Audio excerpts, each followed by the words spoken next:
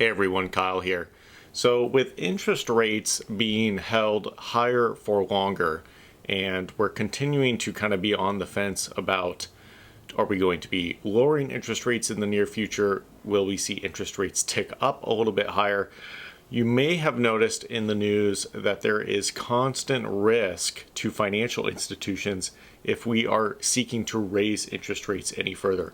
Even just keeping them at their current 5.25 to 5.5% rate constantly, they are talking about systemic risk and how we are looking at a banking collapse. And I just wanted to cover a little bit on why do banks fail? Why are we potentially looking at more bank failures? And maybe more importantly, why did the banks that failed most recently fail in the first place? Is there something to gather from that? So let's dive into it. In 2023, there was a total of 5 bank failures, not 15. I see that number going around the internet. There has only been 5, and there are 3 that are the most notable. Silicon Valley Bank, which we all know, Signature Bank, and First Republic Bank. Now, these banks are most notable just because of their size of their holdings and their balances, and thus their impact on markets when they face bankruptcy. Really what it comes down to though is the portfolio of the bank itself. What type of assets are they dealing with? Where is their risk being allocated? How much are they reliant on their current deposits? What does their debt look like?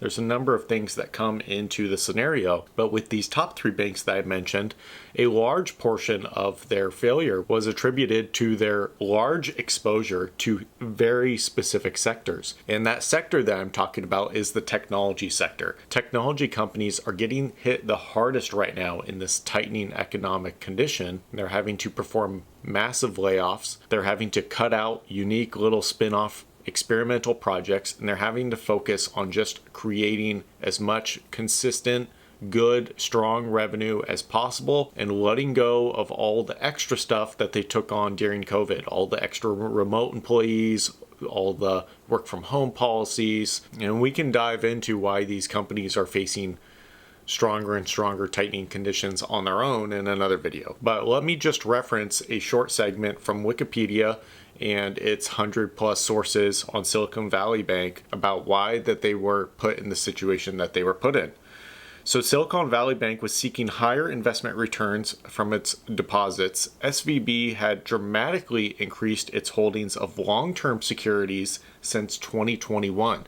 And keep in mind what interest rates were in 2021. They were in the very low single digits, and now we're in the upwards of 5+%. So these long-term securities that they purchased in 2021, they were expecting to hold to maturity. The market value of these bonds decreased significantly through 2022 into 23 as the Federal Reserve raised interest rates to curb inflation, causing unrealized losses on the portfolio. So all these bonds that they had purchased in years past, expecting interest rates to go largely unchanged or maybe not change, not even nearly as much as they did, are now massive unrealized losses on their portfolio. Higher interest rates also raised borrowing costs throughout the economy, and some Silicon Valley Bank clients started pulling money out to meet their liquidity needs. Now, Silicon Valley Bank, because they were so exposed to the technology sector, it became a much bigger problem than just a couple of clients coming to the bank to take money out so that they could satisfy their own liquid needs. This became an issue of pretty much their entire professional customer base seeking to pull funds out to meet liquidity needs. To raise cash to pay withdrawals by its depositors, Silicon Valley Bank announced on Wednesday, March 8th, that it had sold over $21 billion worth of securities and borrowed $15 billion, would then also hold an emergency sale of some of its treasury stock to raise another $2.25 billion.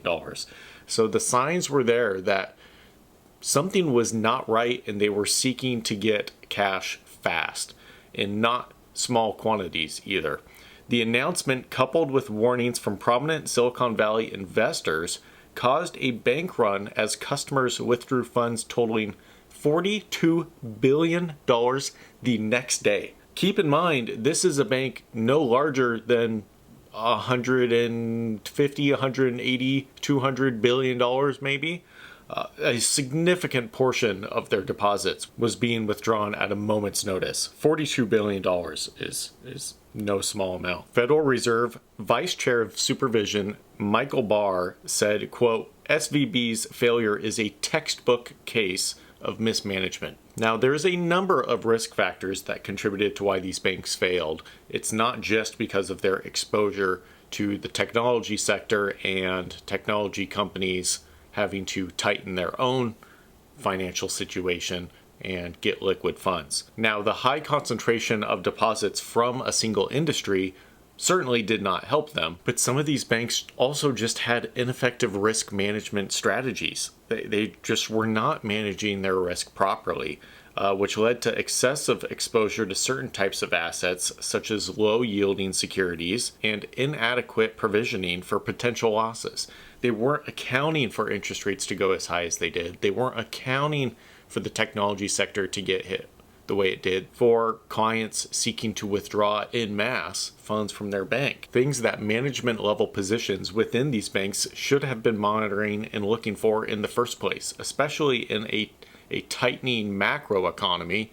These are risks that needed to be calculated for. And that's how we largely look at banks. We look at banks as professional risk managers most of the time. They're trying to balance out how much they have in auto loans and personal loans and mortgage loans.